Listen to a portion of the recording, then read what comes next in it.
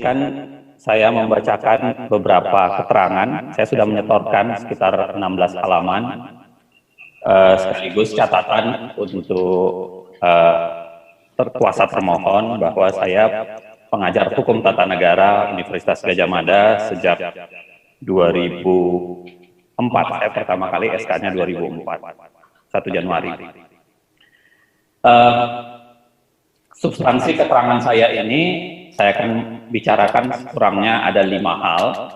Pertama, saya membahas sesuatu yang sebenarnya saya yakin hakim yang mulia sudah pahami dengan detail, yaitu soal pelanggaran bersifat terstruktur, sistematif, dan masif. Mungkin saya akan tidak banyak di situ. Yang kedua, saya mau bicara soal netralitas penyelenggara pemilihan. Yang ketiga, netralitas pejabat daerah, ASN, dan kepala desa. Yang keempat, larangan penggantian jabatan. Dan yang kelima, hal-hal lainnya, khususnya saya bicara soal pemilu yang tercemar. Nah, yang pertama, soalan pelanggaran yang terstruktur, sistematif, dan masif, saya cuma ingin mengingatkan bahwa kita punya doktrin yang sudah kita jalankan selama ini, baik di wilayah konstruksi hukum gross violence of human rights, ya, dan itu dipinjam beberapa di antaranya, walaupun sedikit berbeda pengertiannya di dalam berbagai konteks terstruktur, sistematis, dan masif. Putusan Mahkamah Konstitusi juga sudah mengulang itu, khususnya Pilkada Jawa Timur, tentu saya tidak usah ulangi lagi. Begitu juga dalam beberapa putusan lain yang pada intinya Mahkamah Konstitusi selalu mendorong ke arah pembuktian sesuatu yang terstruktur, sistematis, dan masif. Salah satu juga barangkali kita harus mengingat putusan Kota Waringin Barat, di mana di situ didetailkan bahwa pelanggaran terstruktur, sistematif, dan masif itu kalau telah direncanakan sedemikian rupa, meluas, dilakukan secara terstruktur, ya, dan menggunakan pasangan calon, tim kampanye, seluruh relawan sampai dengan tingkatan yang terendah di wilayah RT. Itu bisa dilihat di putusan 45. Nah, izinkan saya bercerita soal pemahaman saya apa yang dimaksud dengan terstruktur, sistematis, dan masif. Dalam pemahaman saya, maksud terstruktur, sistematis, dan masif itu ada poin-poin penting selain yang sudah dibicarakan oleh Mahkamah selama ini. Yang pertama adalah unsur yang disebut dengan meeting of mind. Ya. Jadi ada unsur di mana di antara pelaku-pelaku yang melakukan pelanggaran itu terlihat kerjasama yang nyata. Jadi ada pemikiran yang sama, kerjasama yang nyata, dan kolektif terjadinya. Ya, termasuk disusun sedemikian rupa hingga menghalalkan berbagai hal di belakang itu. Saya memberikan misalnya contoh sederhana dari substansi permohonan yang saya dikirimkan. Ketika menyusun pelanggaran dengan bentuk melakukan mutasi, itu membuat surat-surat backdated, itu sebenarnya menunjukkan sesuatu yang menurut saya sangat sistematis. Membuat surat yang backdated untuk membenarkan, ya, teguran dari Bawaslu atau teguran dari Kemendagri. Karena surat dari Kemendagri, sepemahaman saya, keluar setelah ditampilkan adanya bukti surat yang di backdated. Saya termasuk yang mengatakan prinsip kecurangan ini adalah prinsip kecurangan yang sangat luar biasa. Karena kemudian dilakukan dengan upaya yang luar biasa. Yang kedua, saya mau bicara soal sistematis. Sistematis itu adalah mensyarahkan suatu pelanggaran tersebut telah direncanakan secara matang, terstruktur, dan rapi. Ya, sebagaimana yang dikenal dalam teori hukum yang disebut dengan dolus premeditatus. Artinya, ya, ini mensyarahkan bahwa ada beberapa hal yang harus dibuktikan, dalam artian siapa saja yang terlibat, siapa yang merencanakan, bahkan kecurangan terstruktur itu dilakukan oleh lapisan mana saja. Yang ketiga tentu saja pendapat saya soal masif tentunya untuk membicarakan soal meluasnya suatu kecurangan atau dampak dari suatu kecurangan atau cara untuk melakukan yang dilakukan secara sedemikian rupa. Nah, terkait yang saya mau bicarakan tadi, saya mengingat pada putusan MK nomor 115 ya, PHPU tahun 2013 yang itu bicara bahwa pelanggaran-pelanggaran money politik, keterlibatan oknum pejabat PNS, dugaan pidana pemilu yang bersifat TSM, ada persyaratan calon yang bersifat prinsip dan dapat diukur, seperti syarat yang tidak pernah dijatuhi dan lain-lain sebagainya, dapat dijadikan dasar untuk membatalkan hasil pemilu atau pilkada karena adanya peserta yang tidak memenuhi syarat sejak awal. Nah, pilihan-pilihannya juga ada banyak, ada saya tuliskan soal kemungkinan penghitungan ulang, pemungutan suara ulang, diskualifikasi, dan apa yang terjadi, saya lihatkan dari apa yang terjadi di Mandailing Natal. Nah, yang kedua, saya bicara soal perihal larangan penggunaan kewenangan program dan kegiatan. Kalau kita lihat 71 ayat 3, 71 ayat 3 dalam pemahaman saya itu, dilarang menggunakan kewenangan program kegiatan yang menguntungkan atau merugikan salah satu pihak. Ya. Nah, kalau di sini ada alat ukurnya adalah 6 bulan. Jadi 6 bulan tidak boleh melakukan sebuah tindakan yang itu menguntungkan. Kalau tadi dibicarakan bahwa ada pembagian BLT yang terjadi satu hari sebelum hari pemilihan, saya tidak bisa memahami ya bagaimana struktur pemerintahan tidak paham dengan bunyi pasal 71 ayat 3 ini. Karena bagi saya 71 ayat 3 itu harusnya dipahami oleh semua orang, apalagi bertindak sebagai seorang petahana. Dia harusnya paham bahwa untuk menghindarkan kecurigaan orang ya terhadap penggunaan 71 ayat 3 harusnya dia bagikan setelah. Tapi kalau dia memaksakan dibagikan sebelum, apalagi kalau benar tadi keterangan-keterangan bahwa dikumpulkan lalu kemudian dilakukan serangkaian upaya untuk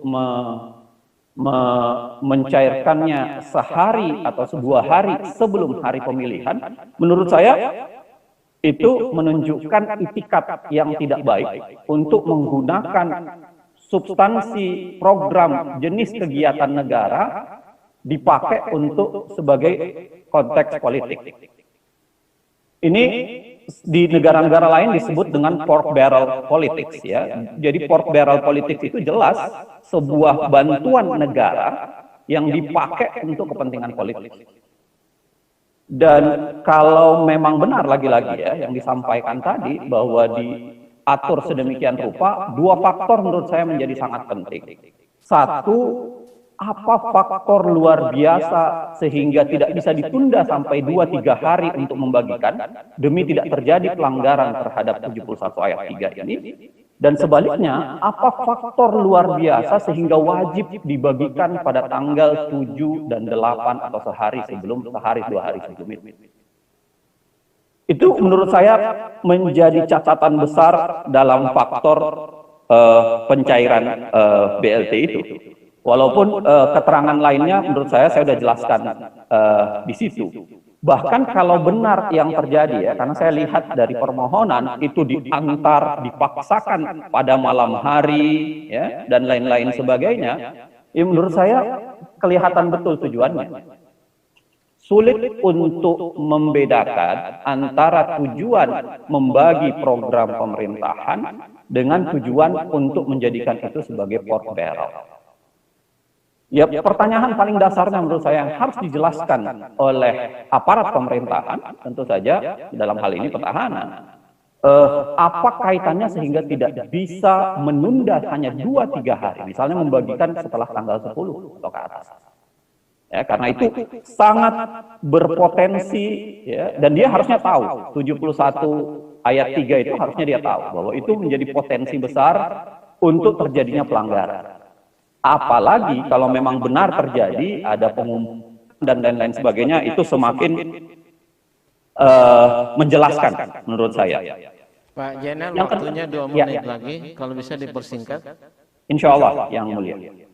Yang kedua soal integritas dan netralitas penyelenggara pemilih, saya pikir bahwa di dalam netralitas ini jelas ya harusnya begitu banyak perintah untuk melakukan lebih netralitas, misalnya penyelenggaraan pemilih yang mengamankan kotak suara, pemilih tidak lalu terjadi tidak mengamankan kotak suara, bahkan terjadi di mana petugas pemilihan dalam hal ini ikut masuk untuk mencoblos, itu menurut saya membuktikan bahwa terjadi ketidaknetralan dari sisi itu. Perihal yang keempat, netralitas ASN, saya ingin mengatakan bahwa kalau kita baca pada 71 ayat 1, itu jelas dikatakan bahwa harusnya netral. Ya. Jadi tidak boleh ada keterlibatan, apalagi kalau kemudian ada upaya menggunakan camat, menggunakan unsur-unsur desa untuk melakukan kemenangan. Salah satu juga yang penting, yang kelima tentu saja, karena waktu yang terbatas, larangan pergantian pejabat. Saya mengatakan bahwa larangan pergantian pejabat ini sangat penting. Ya. Kenapa sangat penting? Karena menurut surat edaran Mendagri ya, dan Kepala SEBKN, itu tidak dibolehkan apapun selain di 3 kondisi. Ya, kalau mengisi kekosongan, proses pengisiannya sudah dilakukan sebelumnya, dan apabila terjadi proses seleksi terbuka, maka belum seleksi terbuka, maka harusnya dengan PLT. Nah, apa yang saya mau sambungkan dengan yang terjadi? Larangan pergantian jabatan ini sangat mungkin dikaitkan dengan penggunaan ancaman kepada pejabat daerah untuk melakukan hukuman atau tidak. Ya. Jadi kalau ada pergantian, saya agak sulit menerima logikanya karena bunyi undang-undangnya jelas-jelas sudah mengatakan tidak boleh untuk menghindari. Kalau kemudian dikatakan misalnya ya logikanya bahwa ini bukan pergantian, tapi ini bagian dari penegakan PP 53, maka menurut saya subsistem penegakan PP 53 yang harus dibaca dengan detail. Misalnya di PP 53 itu jelas mengatakan bahwa untuk menjatuhkan sanksi harus melalui proses teguran dari awal. Teguran 1, teguran 2, teguran 3 sampai di ujungnya dijatuhkan sanksi. Juga harus tepat pasalnya. Ya, penjatuhan sanksi dalam bentuk pemecatan dan lain sebagainya yang itu fatal, itu biasanya bukan di pasal 4, tapi itu biasanya di pasal 10 yang berbeda, yang berkaitan dengan kejahatan negara. Oke, ini waktunya Pak Jenal bisa disimpulkan biar nanti ini bisa didalami. Baik, insya Allah yang mulia. Satu izin mulia, yang mulia 1 menit lagi. Saya ingin mengatakan bahwa biar bagaimanapun pergantian itu harus dipelajari dengan detail. Karena apalagi jika memang benar dibuat tanggal yang backdated hanya untuk membenarkan perilaku itu menurut saya menjadi sesuatu yang sangat luar biasa. To sum up, ya, untuk menyimpulkan sebenarnya apa yang saya sampaikan, karena saya yakin, saya ingin mengatakan bahwa ada satu doktrin yang harus diingat, yaitu tainted election, di mana kalau sebuah proses pemilu sudah tercemar, tentu menjadi kewajiban buat kita untuk menyelesaikan ketercemaran itu. Dan menurut saya dengan berbagai catatan bahwa adanya tidak netralan, adanya peran campur PNS, adanya keindependenan penyelenggara dan lain sebagainya, itu sudah membuat election menjadi tercemar. Nah, saya ingin mengatakan terakhir bahwa bagi saya yang mulia, pelanggaran itu ada 2 jenis. Ada pelanggaran yang berkaitan dengan angka, ya, dan bisa jadi kalau angka ini tentu harusnya kita sesuaikan dengan pelanggaran yang angka juga, yaitu bisa jadi perhitungan suara ulang atau kemudian pemungutan suara ulang. Tetapi kalau dilakukan secara sistematis, masif oleh petahana dengan menggunakan struktur kekuasaan yang dia punya, saya ingin mengatakan sulit untuk dikatakan harusnya pemilu suara ulang atau dan lain sebagainya. Menurut saya harusnya kita semua memberikan hukuman kepada orang yang bermain curang, orang yang tidak menggunakan itikat dengan baik, orang yang merusak demokrasi dengan cara mendiskualifikasinya. Menurut saya itu menjadi jauh lebih tepat dan menjadi pas dalam rangka menjaga suara rakyat secara keseluruhan. Seluruh keterangan saya, detailnya sudah saya serahkan dan saya yakin sudah ada di meja yang mulia.